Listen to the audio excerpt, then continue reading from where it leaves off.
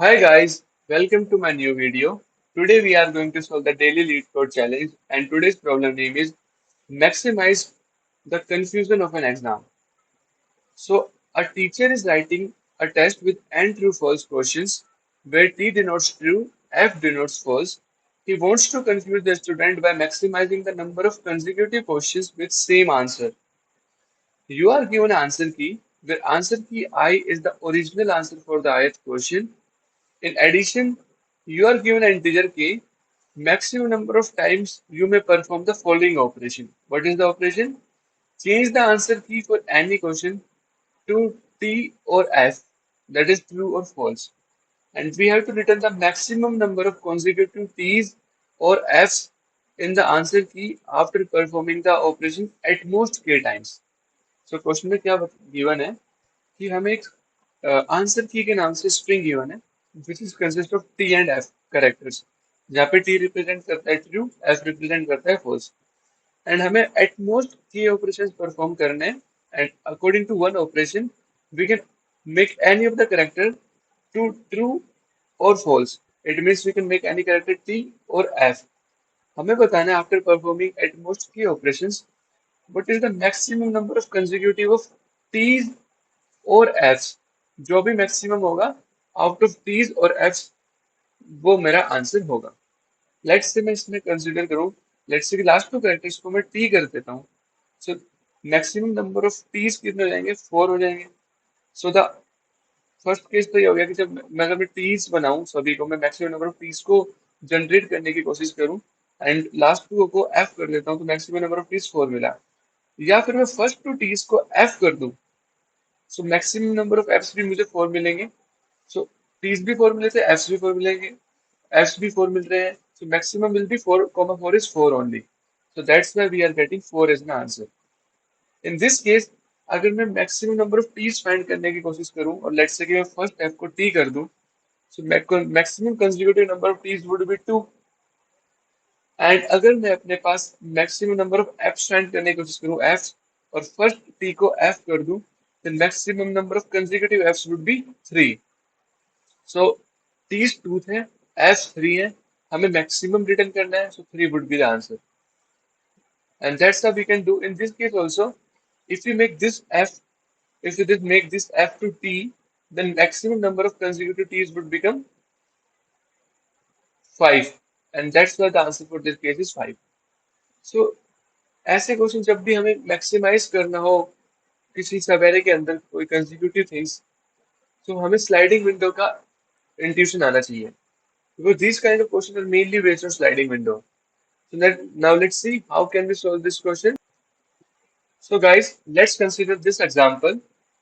This is my answer key given to me and at max I can perform 3 operations. So first क्या करेंगे हम maximum number of Ts कितने possible है वो find करते हैं फिर maximum number of Fs consecutive Fs कितने पॉसिबल होंगे आफ्टर परफॉर्मिंग ऑपरेशन उनको फाइंड करेंगे let's say maximum number of Ts X है मैक्सिमम नंबर ऑफ वाइज अपने पास sorry maximum number of f's y है so the maximum of these two would be my answer so my answer would be nothing but maximum of x comma y right so देखते हैं कैसे find कर सकते हैं sliding window approach में हमें 2 pointers लेने पड़ते हैं right one will be pointing to the left end of my consecutive subarray and one end will be pointing to the right end of my consecutive subarray या फिर मैं consecutive elements बोलते हैं इस केस में एंड एक third variable लूंगा जो बताएगा कि number of operations I have perform so let's say initially जो मेरा लेफ्ट हैंड है वो भी 0 पे है राइट हैंड है वो भी 0 पे है और जो नंबर ऑफ ऑपरेशंस मैंने अभी तक कुछ परफॉर्म नहीं किया तो वो भी 0 पे है initially everything is over here अब मैं इसको चेक करूंगा कि क्या मेरे पास इस केस में कंसेक्यूटिव नंबर ऑफ ट्रूज कितने पॉसिबल है तो अभी तो देखिए नंबर ऑफ ऑपरेशन परफॉर्म करने की जरूरत नहीं क्योंकि मैं अभी ट्रू बनाने जा रहा हूँ ठीक है सो ऑलरेडी मेरे पास ये ट्रू है I don't have to perform any operation मैं स्ट्रेट अवे नेक्स्ट अल्टरेशन पे उससे पहले तो अपने आंसर को अपडेट करूंगा पहले तो सो पहले जो मेरा आंसर क्या होगा अभी तक के लिए आंसर भी 0 होगा लेट्स से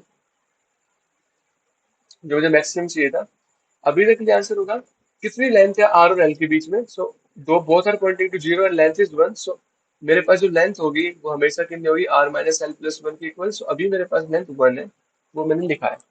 सो अभी ट्रू है, कोई ऑपरेशन परफॉर्म नहीं हुआ। मैं अपने राइट, जो मेरा राइट हैंड है उसको शिफ्ट कर दूंगा नेक्स्ट एलिमेंट पे। अगेन ट्रू है, आंसर क्या हो जाएगा, राइट हैंड की वैल्यू वन हो जाएगी मेरे पास शिफ्ट हो गए। सो मेरे पास आंसर हो जाएगा one minus zero plus one would be two. And अब मैं राइट हैंड पे आ चुका हूँ। फिर से मैंने अपने राइट को शिफ्ट किया नेक्स्ट पोजीशन पे, उसको ले गया टू पे। अब मुझे पहला फॉल्स मिला और मेरे पास नंबर ऑफ ऑपरेशन थ्री थे। तो अभी तक इसको मैं ट्रू कर सकता हूँ बाय परफॉर्मिंग वन ऑपरेशन, तो इसकी वैल्यू मेरे पास हो चुकी है वन। अब मेरा आंसर कितना हो जाएगा, two minus zero plus one would be three. So अभी तक मेरा maximum so far answer three. उसके बाद मैं क्या करूंगा, फिर से इसको इंक्रीमेंट करूंगा। अगेन मुझे ट्रू मिला, I don't need to perform any operation, इसकी वैल्यू थ्री हो चुकी है। आंसर मेरा फर्दर इंक्रीमेंट होगा, आंसर मेरा फोर हो जाएगा। उसके बाद मुझे फिर से एक ट्रू मिला, उसके बाद मैं फर्दर अपने आर को इंक्रीमेंट करूंगा, R will become four. Next element मुझे फिर से ट्रू मिल रहा है, तो ट्रू मिल रहा है तो मुझे एक ऑपरेशन अगेन परफॉर्म करना पड़ेगा टू मेक इट ट्रू। मुझे फॉल्स मिल रहा है, in order to make it true मुझे एक ऑपरेशन और परफॉर्म करना पड़ेगा। एंड अभी मेरा आंसर कितना हो जाएगा, four minus zero plus one is five, right. अब देखिए, उसके बाद फिर से अपने आर को इंक्रीमेंट करूंगा, this will become five, this will change to here, this is again true, I don't need to perform any operation. So answer will be five minus zero plus one is six, and we got 6. We'll again increment our r, will reach to 6. This is again true. So 6 minus 0 plus 1 is 7. So as of now, my answer is 7. And this is a valid case. उसके बाद मैं फिर से अपने r को increment करके next element पे ले जाऊंगा, that would be my 7. 7 is false. So I have to perform one operation. So number of performed operation would become 3. And my answer would be 7 minus 0 plus 1 would be 8. So far my maximum consecutive T string is equals to 8. Maximum length of my consecutive T string. Right. Again, I will increment my R. Now R will become 8. And there we go. अब देखिए, this is false. So I have to perform an operation to make it true. But मेरे पास सभी operations has been already exhausted because total number of operations are given to me 3 and I have used all the 3. So अब मैं क्या करूंगा, इसको true बनाने के लिए मुझे जो सबसे लेफ्ट एंड से जो एलिमेंट था मेरा, जिसको मैंने ट्रू बनाया था सबसे लास्ट में, उसको मुझे फिर से चेंज करना पड़ेगा, या मैं बोल दूं कि इस वाले पार्ट को मुझे अपने जो आंसर है, अपने पास कंसेक्यूटिव टीज की सब स्ट्रिंग है, उससे रिमूव करना पड़ेगा सो दैट कि मेरे पास एक, अगर मैं इसको नहीं बनाऊंगा तो मेरे पास अगेन एक ऑपरेशन बच जाएगा जिसको मैं इस वाली पोजीशन पे यूटिलाइज कर पाऊंगा, राइट। इस वाली पोजीशन पे यूटिलाइज कर पाऊंगा। तो सेम अप्रोच हम करने वाले हैं यहाँ पे। एल मेरा जीरो है, एल मेरा initially we are at 8 actually, okay, all right, this is 8th position, okay. Now see, अब मैं क्या करने वाला हूँ, आपके पास एल को फर्दर इंक्रीमेंट करूंगा। एल इनिशियली मेरा इस पोजीशन पे टारगेट कर रहा है जो कि ट्रू है, एल को मैं वन पे ले जाऊंगा। अभी मेरा ऑपरेशन में कोई चेंज नहीं होगा क्योंकि ऑलरेडी ट्रू था, तो इसको मुझे ट्रू करने में कोई ऑपरेशन परफॉर्म नहीं करना पड़ा होगा। नाउ एल इज हेयर, इसको फर्दर मैंने इंक्रीमेंट किया, अगेन ये ट्रू है, तो अगेन कोई ऑपरेशन परफॉर्म नहीं हुआ। सो अगेन मेरा एल मेरा यहाँ से हट के यहाँ चला जाएगा, टू पे गया। ये वो पोजीशन है जहां पे मैंने अपना ऑपरेशन परफॉर्म किया था।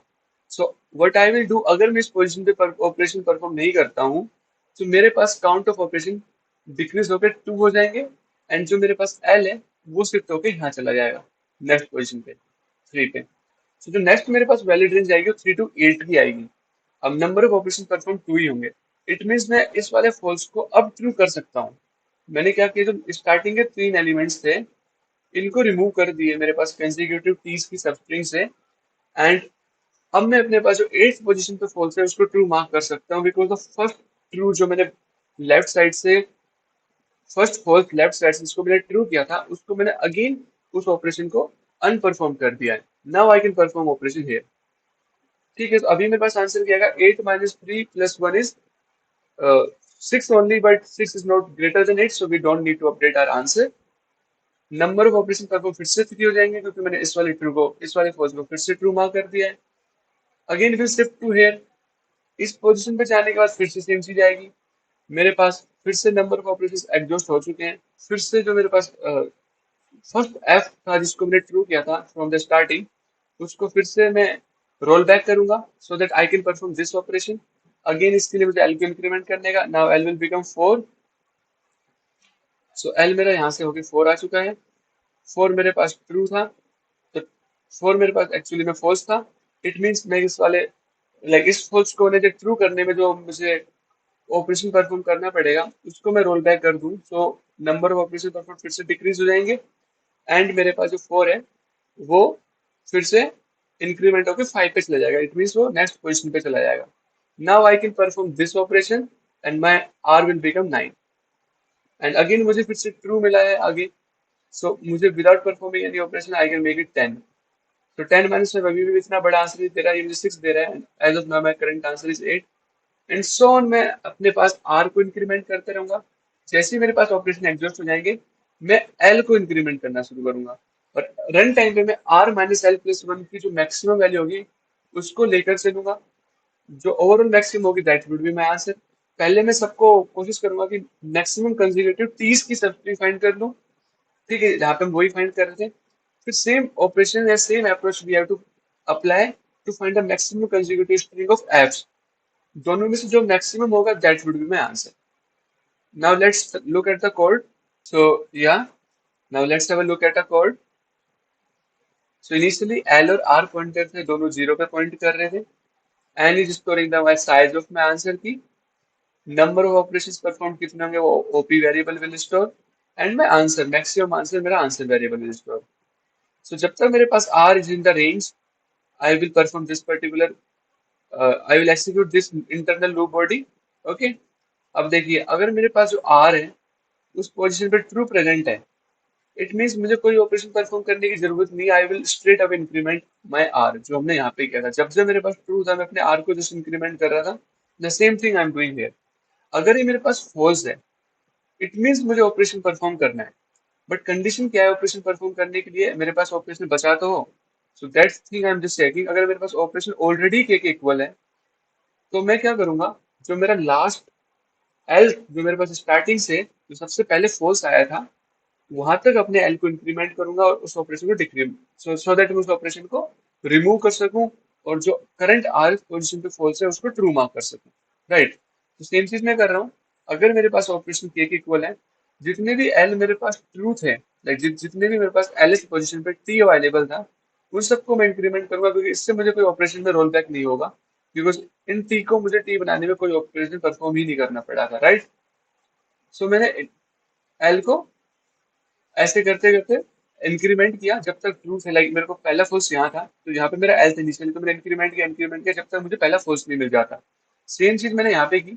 जैसे मुझे पहला फोर्स मिलेगा मैं चेक करूंगा कि क्या वही कंडीशन है क्या। ऐसा भी तो हो सकता था ना कि मेरे पास फोर्स हो और नंबर ऑफ ऑपरेशन मेरे पास अवेलेबल हो, ओपी वॉज लेस देन के, तब थोड़ी ना मैं इस चीज को एक्सिक्यूट करूंगा। तब तो मैं डायरेक्ट क्या करूंगा, इस चीज को इंक्रीमेंट कर दूंगा। बट उस चीज को बाद में देखते हैं। ऑपरेशन की वैल्यू अगर के इक्वल है एंड जो आंसर की ऑफ एल है वो फॉल्स है, राइट, ये तो कंडीशन होगी कि मेरे पास ऑपरेशन से हमारे पास के इक्वल परफॉर्म हो चुके हैं, सारे एग्जॉस्ट हो चुके हैं, और मेरे पास जो एल जिस पॉइंट कर रहा है वो फॉल्स के इक्वल है। तो मैं अपने ऑपरेशन को डिक्रीज करूंगा क्योंकि मैं इस वाले करंट एल को रिमूव कर रहा हूँ माई कंसेक्यूटिव सबस्ट्रिंग ऑफ टीज में से, और एल को मैंने इंक्रीमेंट कर दिया है। Now my L is pointing to this position for this particular case. ठीक है, अब मेरे पास मैं क्या करूंगा, इस पोजीशन पे जो आर था, जो फोर्स था आर एस पोजीशन पे, उसको परफॉर्म करने के लिए ये वाला ऑपरेशन, उसको मैंने ट्रू मार्क कर दिया बाय परफॉर्मिंग एन ऑपरेशन। सो मैंने अपने ओपी वैल्यू को इंक्रीमेंट करना पड़ेगा। अब मेरा आर इंक्रीमेंट हो जाएगा नेक्स्ट पोजीशन पे। ठीक है, अब मैं आंसर को मैं यहाँ पे कर रहा हूँ। सिंस मैं देखो आर को ऑलरेडी इंक्रीमेंट कर चुका हूँ तो मुझे R minus L plus one करने की जरूरत नहीं है। अगर मैं आर को यहाँ पे इंक्रीमेंट करता इन द एंड, यहाँ इन सब पोजिशन पे इंक्रीमेंट नहीं करता, ना यहाँ पे ना यहाँ पे, then I have to do plus one. But मैं R को ऑलरेडी इंक्रीमेंट कर चुका हूँ, it means I don't need to do plus one.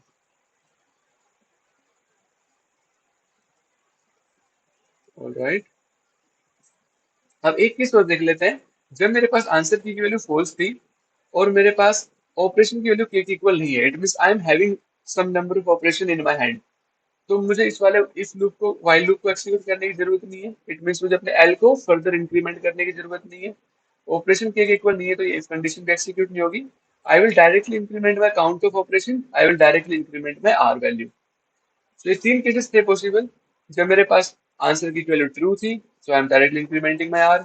जब आंसर की वैल्यू फॉल्स थी बट मेरे पास कुछ ऑपरेशन अवेलेबल थी, तो मैं डायरेक्ट इन दो इंस्ट्रक्शन को एक्सीक्यूट कर रहा हूँ। मैं अपने ऑपरेशन की वैल्यू इंक्रीमेंट कर रहा हूँ और आर की वैल्यू इंक्रीमेंट कर रहा हूँ। थर्ड केस था जब मेरे पास ऑपरेशन की वैल्यू के इक्वल हो चुकी है एंड मेरा आंसर की ऑफ एल जो है वो फॉल्स है। आंसर की जो ऑफ आर है, जो करंट पोजीशन है, उस पर फॉल्स अवेलेबल है। तो मैं अपने एल को इंक्रीमेंट करूंगा until I get my first F. उस फर्स्ट एफ को मैं अपने कंसेक्यूटिव सबस्ट्रिंग से रिमूव करूंगा। उसके रिमूव कर रहा हूँ तो मेरे जो ऑपरेशन उसको ट्रू बनाने में लगा था, उसको मैं फर्दर रोल बैक कर दूंगा। That's I am decrementing my OP and I am incrementing my L. क्योंकि अब जो करंट एफ, जो मतलब कि आंसर की ऑफ एल पे जो एफ प्रेजेंट था, this is not going to be the part of my consecutive string. तो मैं इसको एल को इंक्रीमेंट कर रहा हूँ। सो ऐसे करके मैं एट द एंड अपने पास जो maximum value of and answer है और आर माइनस एल है, उसको मैं आंसर में स्टोर कराते रहूंगा। Now the I have to perform the same logic to make the consecutive sub maximum consecutive substring of F. यहाँ पे ट्रू बनाया था, अब मैं एफ बनाऊंगा। तो एफ बनाने के लिए बिल्कुल सेम अप्रोच है। जहां ट्रू था वहां बस मुझे एफ करना है और जहां एफ था वहां ट्रू करना है। And reason being very simple, जब मेरे पास आर की वैल्यू फॉल्स होगी तो मुझे ऑपरेशन परफॉर्म करने की जरूरत नहीं है, मैं आर को डायरेक्ट इंक्रीमेंट करूंगा। जब मेरे पास आर की वैल्यू ट्रू है और ऑपरेशन अवेलेबल है तो मैं आर को डायरेक्ट इंक्रीमेंट करूंगा और ऑपरेशन का काउंट को बढ़ाऊंगा। बट आर की वैल्यू मेरे पास ट्रू है एंड मेरे पास ऑपरेशन सभी परफॉर्म हो चुके हैं। तो जो फर्स्ट मेरे पास ट्रू होगा, जिसको एफ बनाने में मुझे ऑपरेशन लगा होगा, मैं उस पोजीशन तक पहुंचूंगा by incrementing my L and OP की वैल्यू को मैं माइनस माइनस कर दूंगा। क्योंकि मेरे पास जो एल की पोजीशन पे ट्रू था, उसको मैं this will not going to be the part of my answer from now onwards.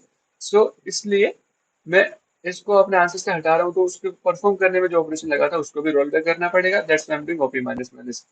And same thing I am doing also here, कि जो मैक्सिमम होगा आंसर को आर माइनस एल में से, उसको मैं आंसर में स्टोर कराऊंगा और in the end I M returning my answer. So this is a very simple code for this question. Maybe look a little lengthy. So thank you guys for watching this video. I hope you like this video. अगर आपको ये video helpful लगी हो then please subscribe to my YouTube channel. And if you have any query, write it down in the comment section. Thank you for watching.